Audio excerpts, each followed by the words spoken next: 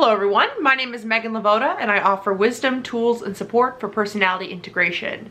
And today I'm going to be talking a little bit about how for each of the 16 types, we each have our strengths and our weaknesses. And our weaknesses actually create this void in our life that unless we're aware of our weakness, that void is going to get bigger and bigger and bigger. So I want to mention that I was talking in a recent video, one that I did last week, about how something that's really important for all of us to understand when we're talking about type and personality typology in general is that each of us have this weakness. We have this broken piece inside us, and understanding the relationship between your strengths and weaknesses is pivotal for self-growth.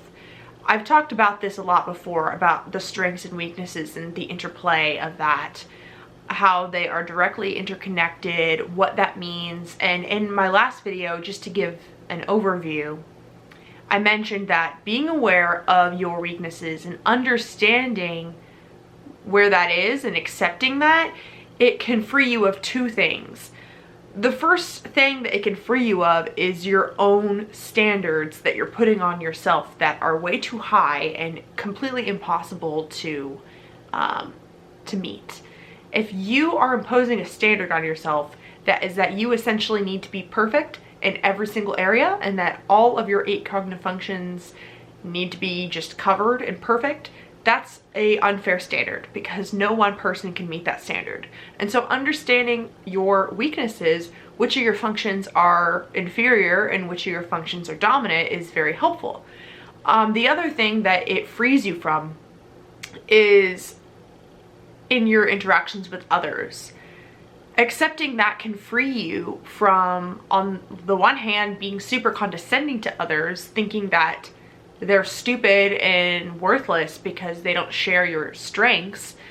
And also it can free you from feeling super inferior to others, in which you feel inferior because they are shining a light on your weaknesses because they're just happen to be really good at your weakness, and it can make you feel like shit in comparison. So there's that. But I also want to mention, since I did talk about this recently, that I'm not advocating for people to just make excuses about themselves. So what do we do? Like, let's say we accept the fact, yes, I have these strengths, I have these weaknesses. And Carl Jung talked a lot about how, like, our ego attaches to these certain aspects of the self, which the 8 cognitive functions are aspects of the psyche. And the capital S self, who you really are, your higher self, is much bigger than what your ego wants to attach to. The bigger self that you represent, it includes your shadow, and it includes the collective unconscious.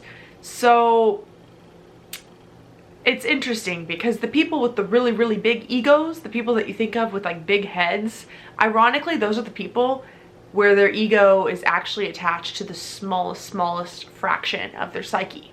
So that could be someone that is just super overdoing it on their dominant savior functions, and they aren't using their aux function, they aren't using their tertiary function, they haven't integrated really anything but their dominant. And those people are the people that you think of as having like big egos because their ego is so in charge that their entire self, in the capital S self, higher self definition, I mean, there's so much of that self that's untapped, that is just only potential, that your ego is not even looking at. So we can use typology to actually take a look at the aspects of ourselves that we have been shoving under the rug. So I want to give a shout out to Dave and Shannon from Objective Personality, because in one of their videos, I believe they mentioned this phrase a lot, and I want to talk about the implications of that in this video. But they just put this into words so precisely for me that I want to share it with you in case you haven't heard it. They talk about how your dominant function creates the very void that is your inferior, and the tidal waves Dave and Shannon talk a lot about the tidal waves of how the more you attach to your dominant, the more you aren't putting energy into your inferior, and that inferior, your lack of attention to it creates this tidal wave that hits you time and time again. And that's how you can start to see the patterns of the 16 types. You can start to see over time, in looking at the pattern of their life, which of these tidal waves keep coming up. But I like the word void, and I want to talk about that deeper in the rest of this video because it's been really making some things click for me, and I really liked the way that was used because, as I mentioned, I do think a lot about the interplay between strengths and weaknesses and what that means. So what does it mean to create a void with your personality? So as I mentioned in a recent video, I mentioned that what we can do actually is we can reach out to others who are different from us, and you can maximize your strengths by offering your strengths to someone else and help them with their weakness. And you know, you can also ask for help in regards to you know, your weaknesses. So as I was going into earlier, I don't think that accepting your weaknesses means that you make excuses for them, because they're still there. And if you're making excuses for your weaknesses, then all you're going to do is create this void that's even bigger than ever. So how can you take responsibility for the voids that you're creating, yet also stay true to yourself and also be accepting of yourself? That is an interesting conundrum that a lot of us in the typology community might get into. So let me just use myself as an example. I'm an ENFJ, so I'm going to use myself as a little bit of a case study, and then you can sort of think through how your type connects with this. So I, as an ENFJ, one of my temperaments is that I'm NF, according to Kiersey's temperaments, but I'm also an EJ temperament, which is tribe above self. Kind of going off of that, in Linda Barron's interaction styles, I am a take charge type. So there's the take charge element combined with the NF element combined with the EJ tribe over self element. These are all different things going on. So the tidal wave for an EJ, which you can learn more about this in Dave's videos, and see what he has to say about the animals and the tidal waves and all that. But okay, so for my tidal wave, it has to do with the fact that I overinflate my dominant function, which is extroverted feeling, which leaves this void and this gap in my inferior, which is my introverted thinking. So I spend so much time trying to help other people, and I spend so much time trying to take responsibility for other people's feelings and trying to take responsibility for the group mood and trying to get things going and get people working together and get people collaborating and connecting. And the more hours I clock doing that, the less hours of the day that I have to invest in my own personal identity, because I'm just too focused on that. And so that's the thing, is that that's a strength. I never want to lose that. I'm an amazing leader. I know how to get people together. I know how to collaborate. I don't want to lose that.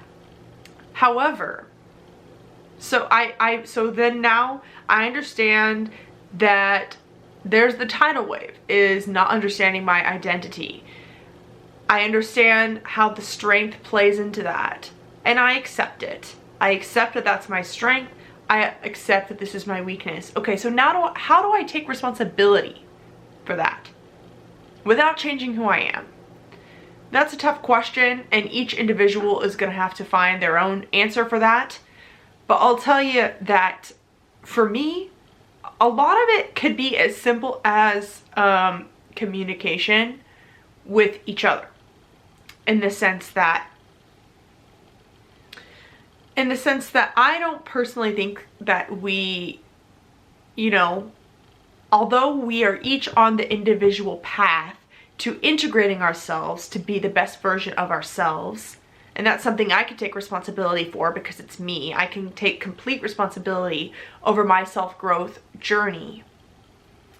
However, as a society, it makes a lot of sense for us to notice the gaps that people are leaving and be able to assist those people as they as needed.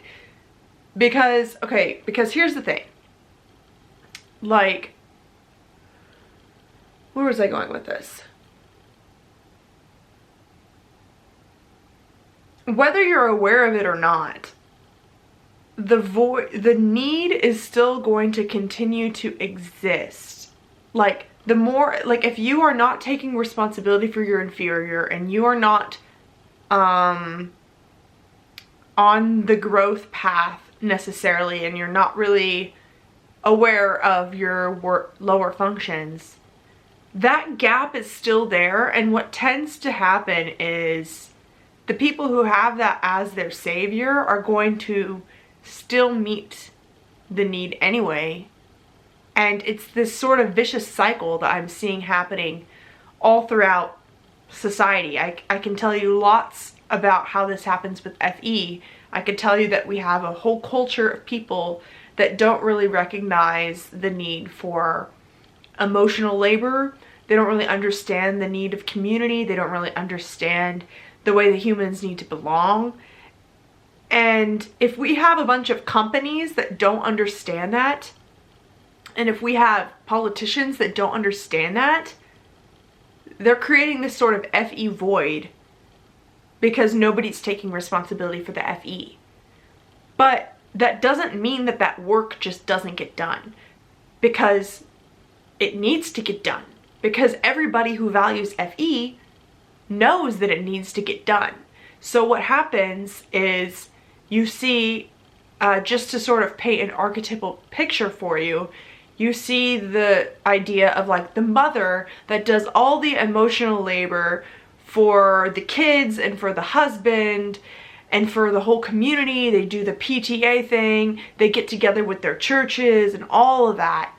And they wouldn't need to do that so much if that void wasn't created. And so that's what's so hard for people when they're on their self-growth journeys, is that we are all connected as a society. Because for me, for example, I would love to focus on me. I would love to focus on my TI, my identity. But what if I'm living in an environment where there's this big, massive FE void that nobody is really paying attention to? That is going to be my top priority. And because I'm very skilled at that, I am going to want to give that. But then again, there's this balance where, on the one hand, I want to encourage everyone watching this to, you know, go down your growth path, integrate your functions, obviously. But, you know, I can encourage that, but I can't make anyone do that. It's going to be up to you if you're ready for that. I cannot tell you that you should care about yourself and that you should care about the way that you impact other people. But I guess what I want to say is that when we're on our growth journeys, we do have to kind of detach from the people around us and detach from some of these voids and recognize that they don't have to be our responsibility. But that can also feel very impossible for some people when the void is so huge and it doesn't go away just because you aren't paying attention to it. It's something that your dominant function is going to be constantly aware of. So really, I think, you know, it's an MBTI theory to talk about how people go into the grip of their inferior when they're in stress. And I do think that it's possible for some people to completely be like, F you about their dominant function and do a total 180 and go into their inferior in like a really unhealthy way. for example, I've noticed EJs do this for sure, where EFJs can be like, everyone sucks, I hate people, I'm surrounded by idiots, nobody cares about me, like I don't trust anyone. I've definitely seen that happen, where EFJs can get really jaded. And on the other hand, you can think of ETJs, where they get in the grip of their inferior with introverted feeling, and they're just like, I'm the best, like F anyone who's not me, it's my way or else. They get really into their FI. And yes, we should be aware that we have these voids, but that doesn't mean that we should completely detach our responsibility from our dominant and just completely take responsibility for our inferior. Because here's the problem, is that if I suddenly start to take responsibility for not only just my personal identity of my inferior, but if I start to try and take responsibility for TI in general, like maybe I see some misinformation going around in the type community, or maybe I see some misinformation happening and some inconsistencies, and I want to begin to start pointing things out like that. For me to make that my new job is extremely stressful for me. I'm not going to be as successful in that role as an ISTP or an INTP would. And so what I would recommend for societies to do, and for us to begin to do, is to honor our strengths while also recognizing that we are responsible for our weaknesses and our voids. Let me give you an example. If someone is an entrepreneur and they are starting their own business, the common train of thought is that if you're the entrepreneur, you're the one creating the business, then you need to figure out a way to manage your day where you are doing what you do best all the time, and you know how to delegate the things that you don't do best. So that is kind of the nuance that I'm realizing I'm not hearing that many people talk about, is that honestly delegating in many ways might be the answer. Because here's the thing. I know that, I do work for myself now, but as I grow in entrepreneurship, I'm going to be one of the people that hires a cleaning lady. And it's not because I think that I'm too good for that sort of work. It's because it makes sense for me to outsource the skills that are my weaknesses.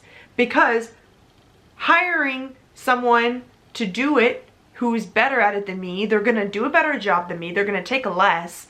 It's going to end up being cheaper in the long run, because I could use that hour to use my FE and I and create more value doing what I do best than what I could have done stressed out thinking that I have to do my inferior function all on my own. Because that's the kicker, guys. We don't have to do everything on our own. Okay, like, not to be super like extroverted feeling here, but I'm going for it. We do live in a society. You can ask for help. You can delegate things. You can collaborate with people. So for example, my consume animal is quite low. I do not enjoy gathering data and information. So as opposed to, blocking out 8 hours of the day and being like, I need to start consuming more, I could use my FE doing what it does best and establish a partnership with an ENFP who enjoys doing that. And then there we go. I help them blast their ideas, I help them push their ideas out, and they help me with the consume. And that's how you can establish these sort of, I guess, commitments or connections with people where you are taking responsibility for your demons and for your inferior. The same way as how you would be taking responsibility for your child for signing them up for daycare. You don't have to, like, if you could think of your inferior function as your child, you don't have to be a stay-at-home mom. You don't have to be a homeschool person. You can outsource it, and it is still going to make you a good mom or a good parent of your inferior. There's not one way to do it. So you can outsource and you can learn how to improve it. But it's going to be up to you and how much time you have to give and what you're willing to give and what you're interested in. Like, I hope that that really makes sense for people, and I hope that the example of you could still be a good mom while also signing your kid up to daycare. You don't have to be literally the one handling the kid 24/7 in order to be a good mom. And you know, you could be in charge of a great business while also not having to do every little thing, because of course, every great business starts to grow. You start to need help, you start to need to hire. Everyone that grows in value is going to need some sort of outsourcing, because if you want to really maximize your key strength and you really want to go for it, you can't have the mindset that you have to do it all alone, because or else you're going to take away time from your strengths and put them in your weaknesses. And while that can be good to an extent, that also can be a trap. And it can also waste a lot of time. It could be oftentimes it's easier to just work together, even though I know that's really hard. So thank you guys for watching. I hope that this video was interesting. I want to expand on this topic a lot more. If you're interested in my typing services or mentorship, I have that linked below. If anything I mentioned in this video was confusing or you want me to go into it, please comment below with any sort of additional video topic ideas. And thank you. Subscribe if you want. I do have a Patreon, yada yada. There's lots of stuff going on with my channel. So thanks for watching and have a wonderful day.